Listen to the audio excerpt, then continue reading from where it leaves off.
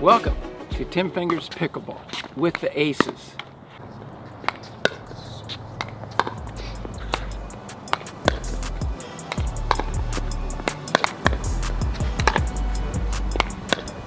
So as you're hitting there, did you feel any pain anywhere?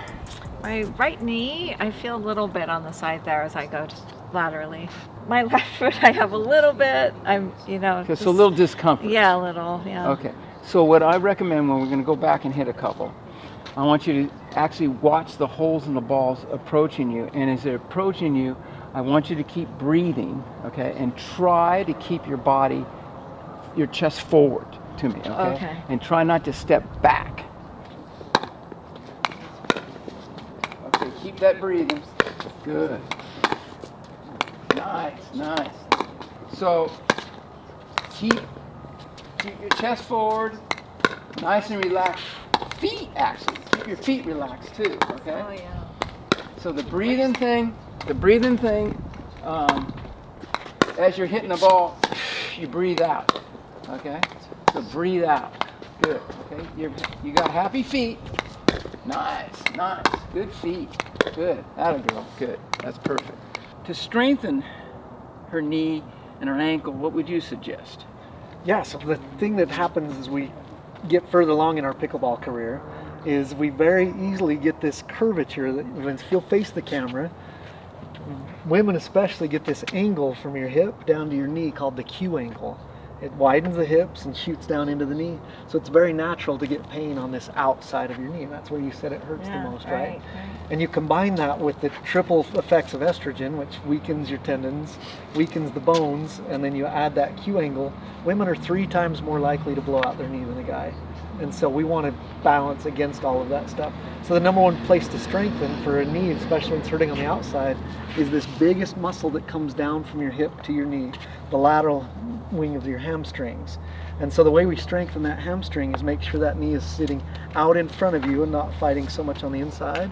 And then just gently go down on that knee and then back up again. Go down slow, and then is much pain with that at all? Not a ton, right? Yeah. And then you want to go down slow and then explode up very quickly to strengthen the posterior muscles. Just whatever's most comfortable for that one. In a perfect world, we want to get clear down to 90, but as we're gaining strength, even if we just do a little bit, and then explode up off of that. We want to improve our reactive speed. We want to improve our muscle firing and that stability through that whole area. So that's one of the most powerful ones, is making sure that's here. Fight the tendency to let your knee collapse in. Fight through that. Keep that knee above your toes when you're reaching down to get those shots, and then push off.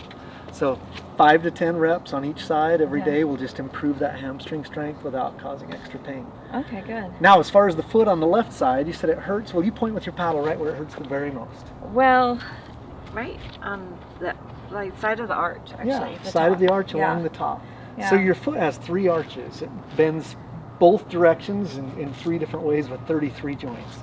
And so as we lose flexibility, our huge Achilles tendon, this great big strength guy you've done from skiing and all of your other fun sports you've played throughout your life, as that gets strong, it pushes your foot down and in, called plantar flexion and inversion. So as you take 10,000 steps a day on average, you're going to overload this outside of your foot called the lateral columns. And after years, those 2 bones on the top just start rubbing against each other. Yeah. And so while you're moving, it feels pretty good, right? But as soon as you sit down, those bones separate, and it's just like letting off a firework. It just burns and hurts like crazy. So ironically, the best fix for it is upstream by stretching and moving your Achilles tendon. And so a great way to do an Achilles tendon stretch is to just reach on the net and push that heel down. If you need to hold on to the net, to push back in what's called the runner stretch. And try to push that heel down and stretch that back of that Achilles tendon. You should feel the stretch going all the way up through the back of that whole thing. Yeah. Okay, so we hold that for 3 to 5 seconds, and then take a deep breath and see if you can lean forward even more. And then go ahead and stand back up. Another simple one is you just put that foot that's sore in front of you, and then just pull your toes up as far as you can and feel that stretch all the way through the back of that one. And then the third one, you need a step for this one, is you want to put your toes on the edge of a stair and drop your heel down below the stair and then go up, called toe raises and heel raises. Those 3 things will help stretch that Achilles tendon, taking pressure off your lateral column, keeping those bones from hitting each other quite so hard. And then after you play, just freeze a bottle of water, gently roll your foot over the top of it, it'll get rid of that firecracker feeling.